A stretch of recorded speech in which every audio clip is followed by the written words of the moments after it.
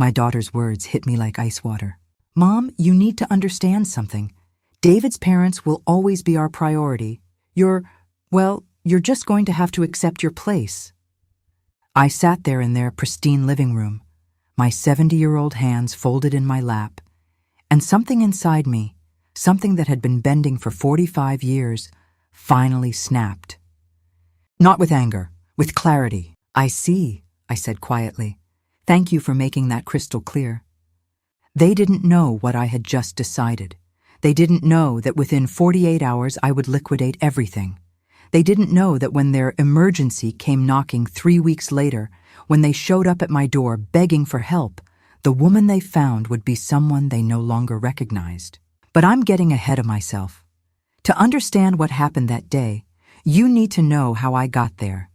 You need to see the 45 years of invisible labor that led me to that couch, to that conversation, to that breaking point. Let me take you back.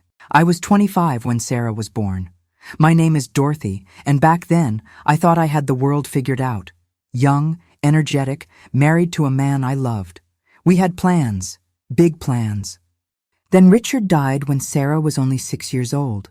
Heart attack, sudden, devastating. One moment he was kissing me goodbye before work. The next, I was identifying his body at the hospital while my mother-in-law watched Sarah at home. I was 31. Sarah was 6, and we were alone. That first year was hell, pure, unfiltered hell. I worked at a hospital as a medical records clerk. The pay was modest, but it had benefits.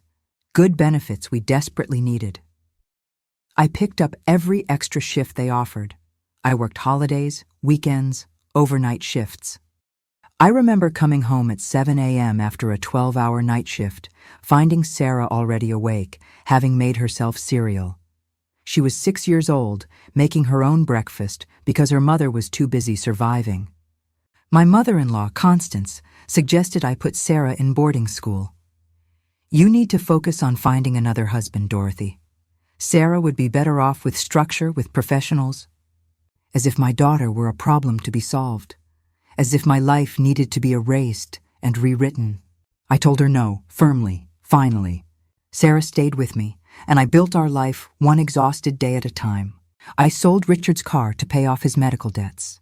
We moved from our 3-bedroom house to a tiny 2-bedroom apartment closer to my work. Sarah's new school was rougher, crowded, but she adapted. Kids are resilient. I stopped buying new clothes for myself.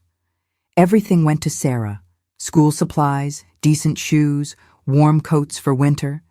I learned to make one chicken stretch across 5 meals. I learned which day the grocery store marked down their bread.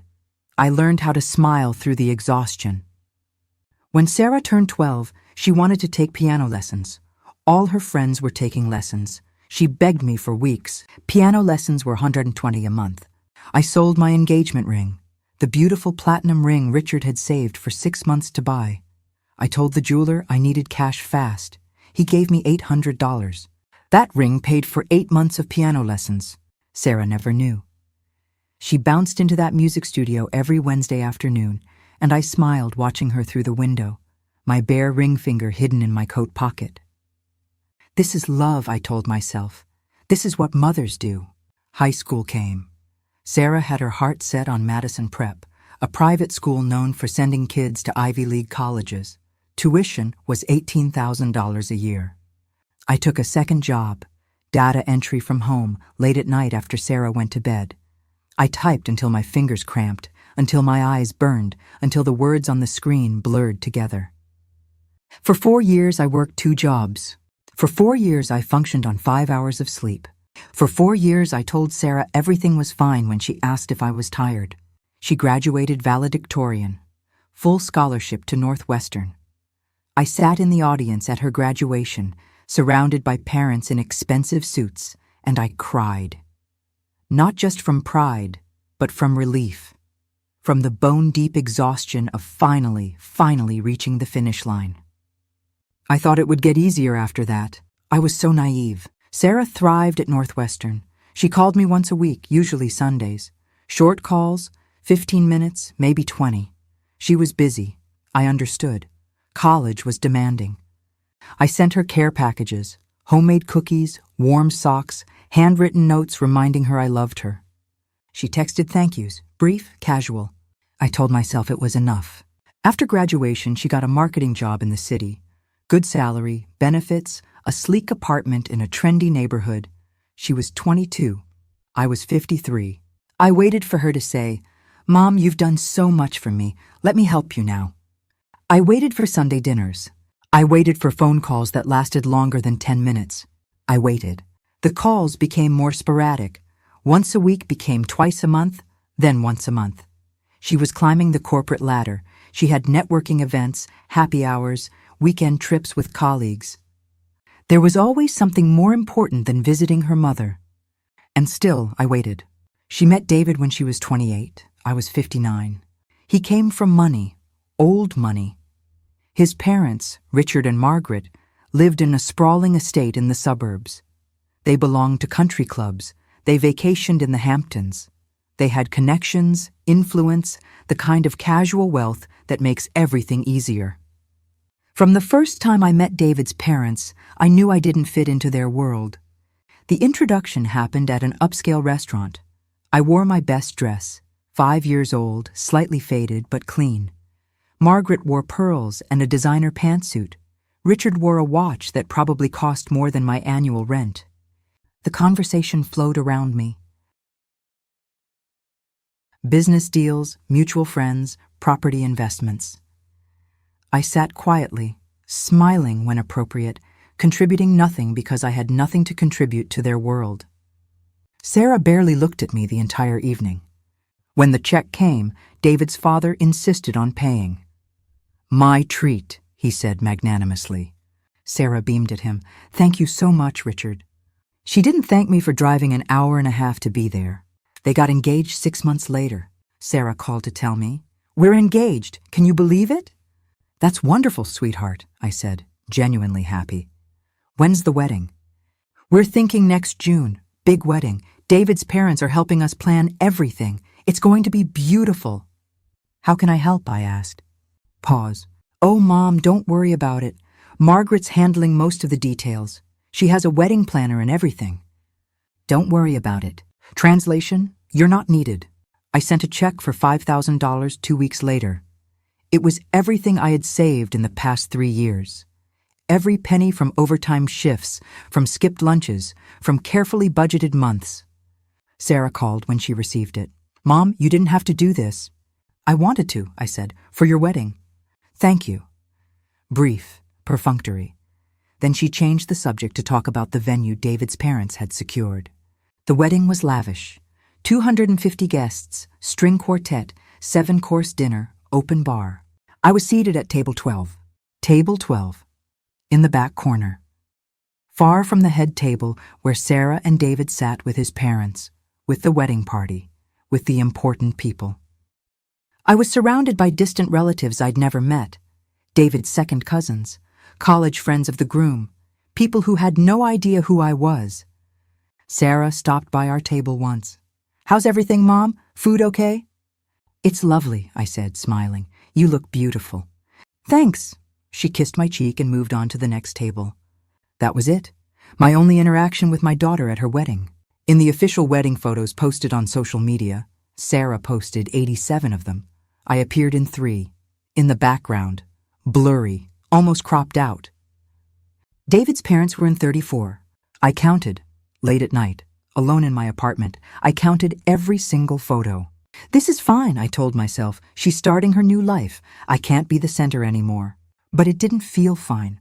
It felt like erasure. They bought a house a year later. Beautiful colonial in an upscale suburb. 4 bedrooms, wraparound porch, professionally landscaped yard. "We're having a housewarming party," Sarah called to tell me. "Can you come?" "Of course. When?" "Saturday, 2 p.m. casual, just close friends and family." I arrived at 1:45. I brought a homemade apple pie, Sarah's favorite since childhood. Margaret was already there. She'd brought an elaborate cheese and charcuterie display from some gourmet shop. "Oh, Dorothy," Margaret said when she saw my pie. "How homey." She said it like it was a disease. My pie sat on the kitchen counter, untouched, while everyone clustered around Margaret's display. David's parents toured me through the house 3 times. Richard's firm handled the financing, David's father said proudly. Got them an incredible rate. We helped with the down payment, Margaret added. Couldn't let them struggle. I smiled, nodded, felt smaller with every word. No one mentioned the $5,000 wedding check. No one mentioned the 18 years of private school tuition. No one mentioned any of it. Because in their world, in Sarah's new world, I was just Dorothy. The mom from the modest apartment. The woman who worked hospital administration. The woman who didn't belong. Sarah got pregnant 2 years later. I was 62. She called me crying. Mom, I'm pregnant. I'm terrified. Finally, something where she needed me. That's wonderful, sweetie. You're going to be an amazing mother. I don't know how to be a mother. I don't know anything about babies. I'll help you, I said immediately. Whatever you need. Really? Of course I'm your mother. For the next 7 months, I was needed again. Sarah called me constantly. Questions about morning sickness, about nursery colors, about car seats and strollers. I researched everything. I sent her articles, product recommendations, reassurance. I knitted a baby blanket. Soft yellow yarn, intricate pattern. It took me 6 weeks. The baby, Emma, was born on a Tuesday. I rushed to the hospital. I had taken the day off work. I waited in the lobby for 3 hours. Margaret and Richard were in the delivery room. Family only, the nurse told me when I asked to go back. I'm her mother, I said. Yes, but they requested immediate family only. Her in-laws are already there. I sat in that waiting room for 7 hours. Sarah's college roommate went back before me. David's sister went back before me. I was called in finally at 9 p.m. when Emma was already 6 hours old. Sorry, Mom, Sarah said. She looked exhausted. It's been crazy. Margaret was holding Emma. Isn't she perfect? Margaret cooed. I waited for Margaret to hand her to me. She didn't. David took Emma from Margaret. Want to hold your granddaughter, Dorothy? He handed her to me. I held Emma for maybe 5 minutes before Margaret said, Let me have her back. She's probably hungry. I gave her back. I left an hour later, alone, in the dark parking lot. I cried in my car, silent, shaking sobs. The first year of Emma's life, I was the emergency grandmother. Mom, can you watch Emma? I have a hair appointment. Mom, can you come over? Emma won't stop crying and I need a break. Mom, can you pick up diapers on your way? I said yes every single time. I crossed the city on 2 buses with diaper bags and formula I paid for with my grocery money. I rocked Emma for hours while Sarah napped. I cleaned their kitchen, folded their laundry, meal prepped so they'd have dinner ready. David would come home from work. Thanks, Dorothy, you're a lifesaver. He never offered to drive me home. He never asked if I was tired. He never asked what I needed. I was the solution, not the person. Emma's first birthday party was at Margaret and Richard's estate. Massive yard, bounce house, petting zoo, professional photographer. I arrived early to help set up. Margaret was already directing caterers. Oh, Dorothy, you're here. Just mingle, I suppose. We have everything handled. I brought a gift. A wooden toy chest I'd spent 2 months refinishing, sanded, painted, stenciled Emma's name on the side. Sarah opened gifts in front of everyone. She opened Margaret's gift first. A custom-made dollhouse, Victorian style, 3 stories, fully furnished, cost probably $2,000. Oh my God, Margaret, this is incredible, Sarah squealed. Everyone clapped. My toy chest was opened last. Oh, thanks, Mom. Polite. Brief. She set it aside and moved to the next gift. The dollhouse was displayed prominently in Emma's room. I never saw the toy chest again. 5 more years passed like this. I was the backup grandmother. The afterthought grandmother. The grandmother who solved problems but wasn't invited to the moments that mattered. Emma's first day of kindergarten. Margaret went. Emma's dance recital. Margaret and Richard in the front row. Me 3 rows back. Emma's birthday parties. Always at Margaret's house. Always planned by Margaret. I received photos via text. Days later, sometimes weeks. Look at Emma, she's growing so fast. No context, no invitation, no place in their real life. I existed on the periphery, in the gaps, in the emergencies. And I accepted it because I believed if I kept giving, eventually I'd receive. I was wrong. Then came that Tuesday afternoon. Sarah called. "Mom, can you come over? David and I need to talk to you."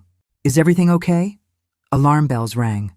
"Everything's fine, just come over, around 5. I went. Of course I went. Sarah and David were waiting in their living room. Serious faces. Emma was at Margaret's, of course.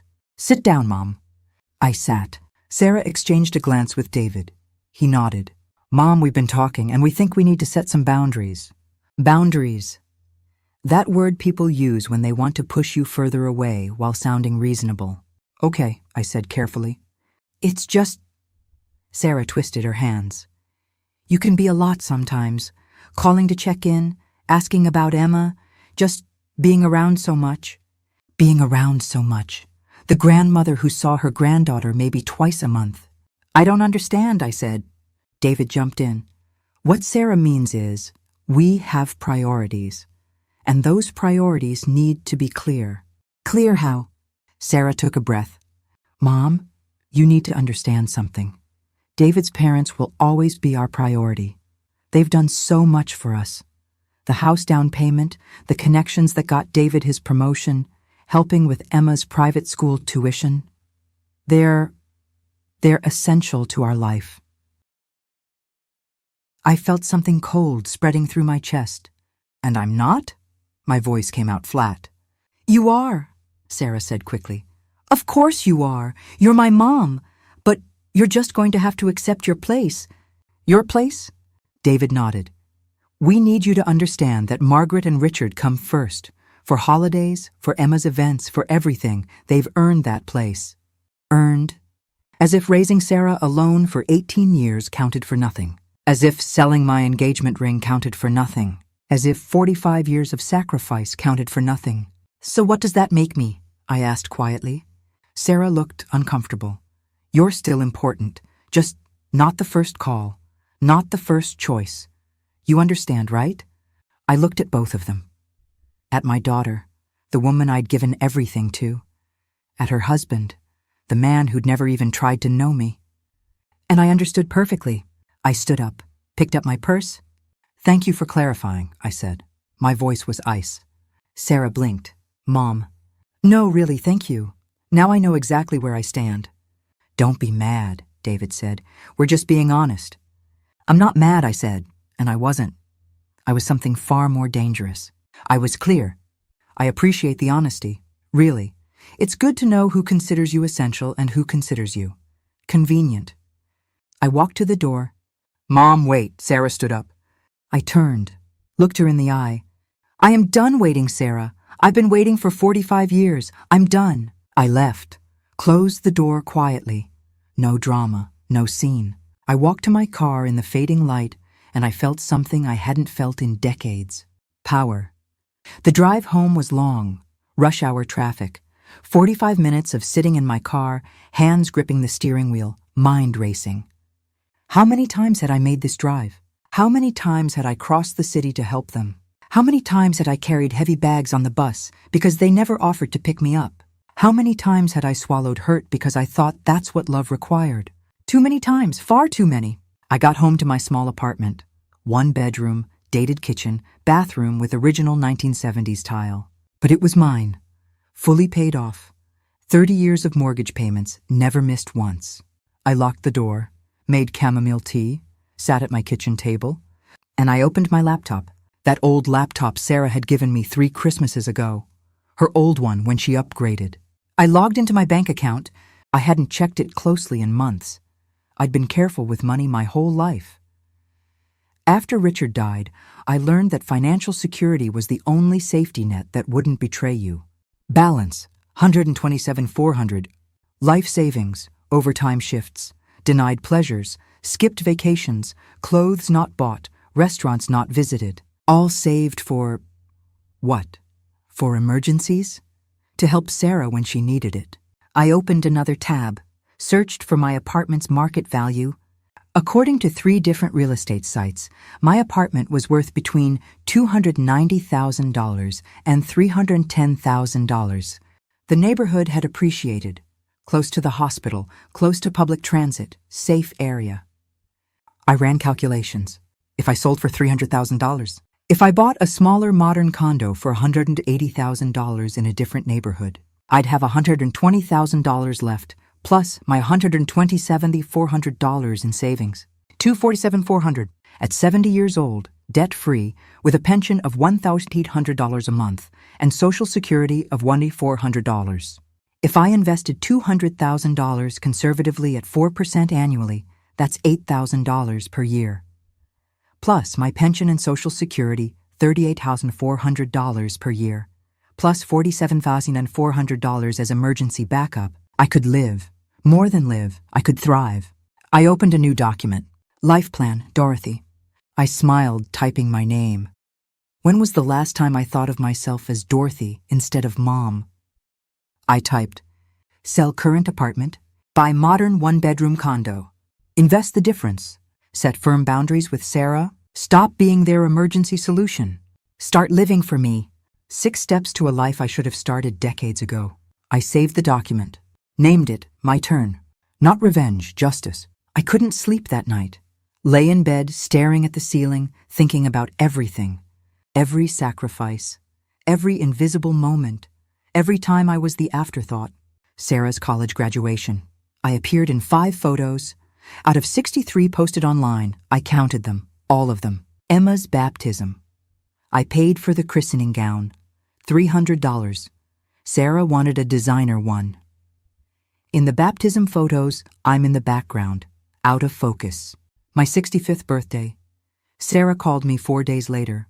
Oh my God, Mom! I completely forgot. How was it? It was fine, I lied. I'd spent it alone, canned soup for dinner, crying in the bathroom.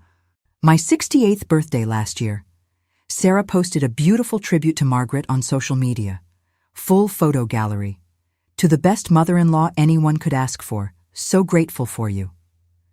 I got a text. Happy birthday, Mom. Sorry, crazy day. Love you. Memories, crushing, suffocating memories. At 4 a.m., I made my decision. Not with anger, with crystal clarity. Sarah had told me my place, the backup, the afterthought, the convenient one. Fine. If I was going to be last on her list, I was going to be first on mine. I got up, made coffee, opened the laptop. I searched real estate agents, found one with excellent reviews, sent an email. Good morning, I have a 1-bedroom apartment I'd like to sell. Can we schedule an appraisal? Send.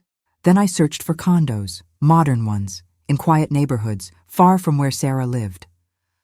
I found 4 interesting options, bookmarked them all. Then I searched for something else, something I'd dreamed about for 30 years but never allowed myself. Travel, senior tours, women-only trips, Italy, France, Greece, Spain.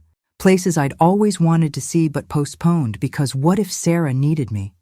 What if Emma got sick? What if there was an emergency? But now I was the last priority. I found a tour to Tuscany, 3 weeks, $200 including flights, hotels, meals, tours.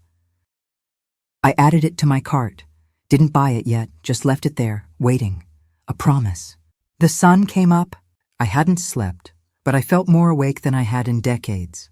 Something had broken free inside me, some cage I'd built myself, and for the first time in 45 years, I wasn't afraid. The real estate agent responded within an hour. Absolutely, Dorothy. I can come tomorrow at 11 a.m. for the appraisal. I confirmed immediately. That evening I cleaned the apartment. Not because it was dirty, because I needed to see it with new eyes, the eyes of someone about to let it go. Every corner held memories. The kitchen where I made thousands of breakfasts for Sarah. The living room where we did homework together. Her old bedroom still holding some of her high school books. Memories of a time when I thought I was building something solid, something reciprocal. I was mistaken. The agent arrived promptly. Professional woman about 50, brisk, efficient. She walked through, measuring, photographing, assessing. After 30 minutes, she sat with me at the kitchen table. Dorothy, this is an excellent unit. Great location, well maintained. Based on comparable sales in the area, I'd recommend listing at $305,000. You'll likely get offers at or above that.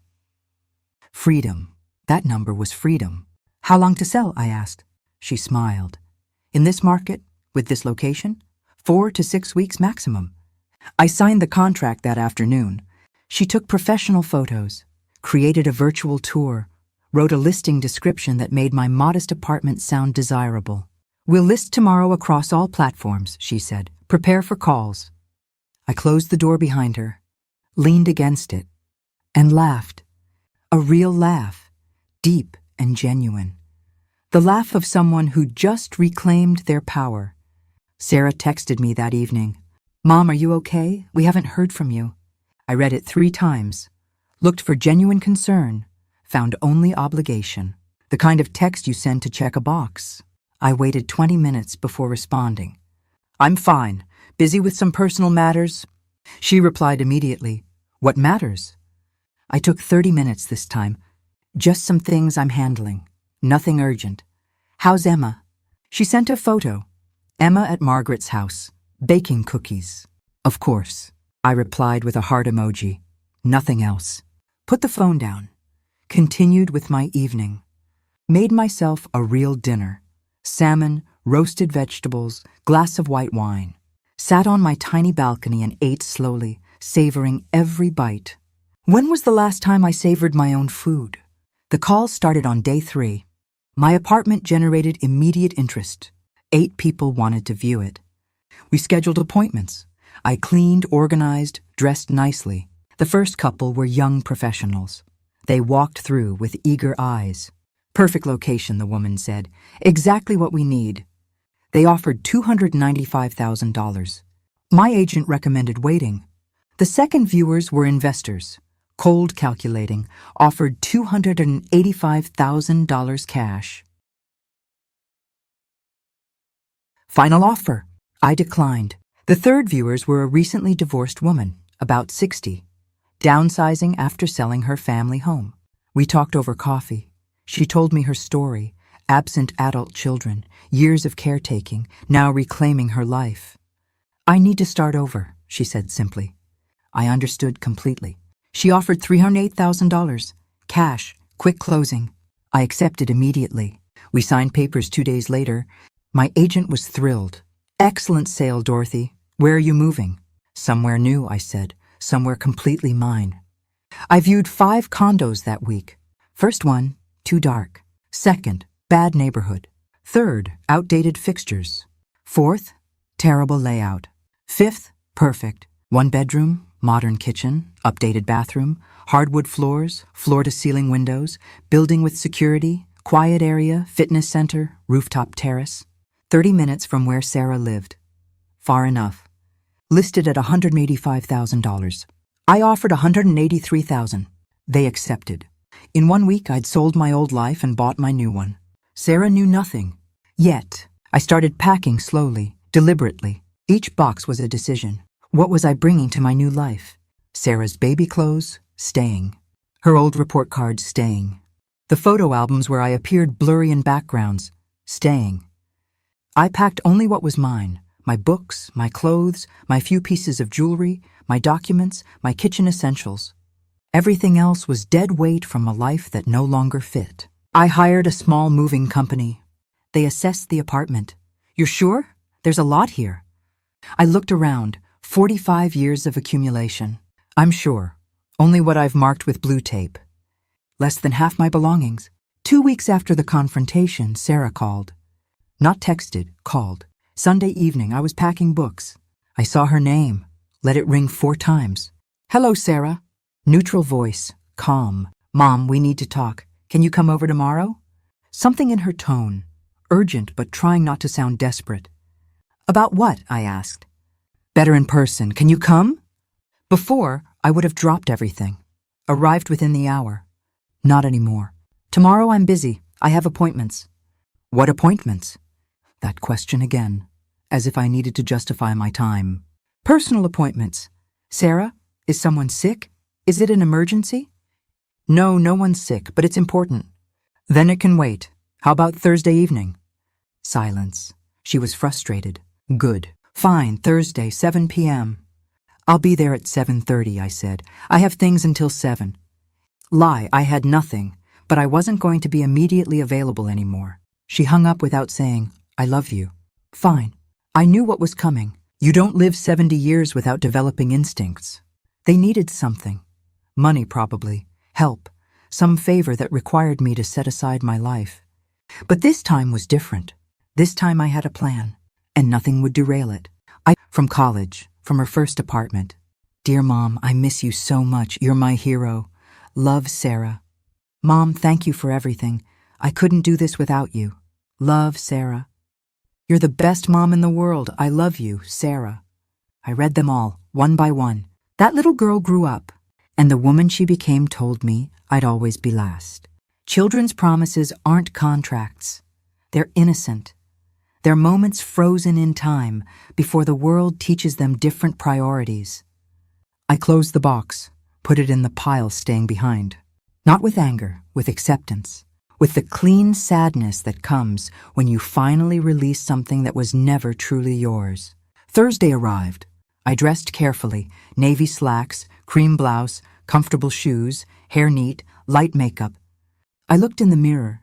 The woman looking back was different from 2 weeks ago. There was steel in her eyes now.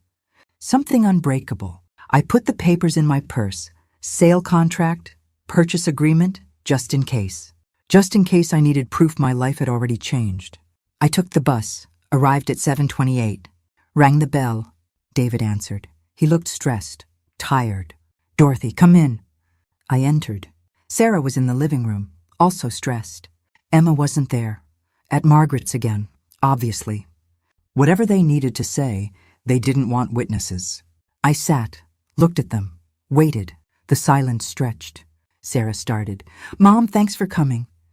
I didn't say you're welcome. Didn't say, of course. Just waited. David rubbed his hands together. Nervous gesture. Dorothy, we have a situation.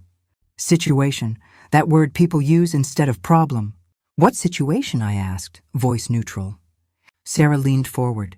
It's about money, Mom. There it was. David and I invested in a business opportunity, a franchise, high-end fitness studios. I knew about this. They'd mentioned it months ago. Big dreams, expansion plans. What about it? I asked. David cleared his throat. It didn't work out. The partner embezzled funds, legal battles. It's been a nightmare. I'm sorry to hear that, I said. Silence. Sarah bit her lip. Mom, we're in trouble. We have debt, serious debt, $62,000 that we have to pay within 3 weeks or we lose everything. $62,000. I showed no reaction, just looked at them. The bank won't extend more credit, David continued. Margaret and Richard already helped with $30,000. They can't do more. I see, I said. More silence. Mom, Sarah said carefully, we thought maybe you could help. There it was, the ask. Help how? I asked, though I knew exactly how. You have your apartment, Sarah said. You could take out a home equity loan, or maybe refinance, just temporarily. We'll pay you back. Monthly payments. We just need to get through this emergency. Emergency. Funny how their poor decisions became my emergency. You want me to risk my apartment, my only asset, to bail you out of a bad investment, I said slowly. Just help us bridge the gap. We're family. Family. That word they used to put me in last place, now pulled out when they needed money. Family, I repeated. My voice was calm, but something sharp edged into it. Sarah nodded eagerly. Yes, family helps each other. That's interesting, I said, because 2 weeks ago, you told me David's parents would always be your priority, that I'd always be last. Remember? The atmosphere shifted. Sarah went rigid. Mom, that's not what we meant. That's exactly what you meant, I interrupted. You were very clear. I'm the afterthought, the backup, the one who comes last. David held up his hands. Dorothy, we were talking about general priorities, not about love. We love you. Let's not talk about love, I said coldly. Let's talk about facts. Let's talk about the last 5 years. How many times was I invited to Emma's important moments? How many of my birthdays did you forget? How many times did you call me only when you needed something? Silence. Heavy, uncomfortable silence. So you're not going to help us. Sarah's voice came out hurt, like I was the one being unreasonable. I reached into my purse, pulled out the papers, set them on the coffee table. I can't help you, I said, because I don't have that money available anymore. Sarah picked up the papers. Her face went from confusion to shock. You sold your apartment? When? Why? 3 weeks ago. I bought a new condo, invested the rest of the money, for my future, for my retirement, for my life. David's mouth fell open. You invested it? All of it? Not all. I kept an emergency fund, for my emergencies, not other people's poor decisions. Sarah,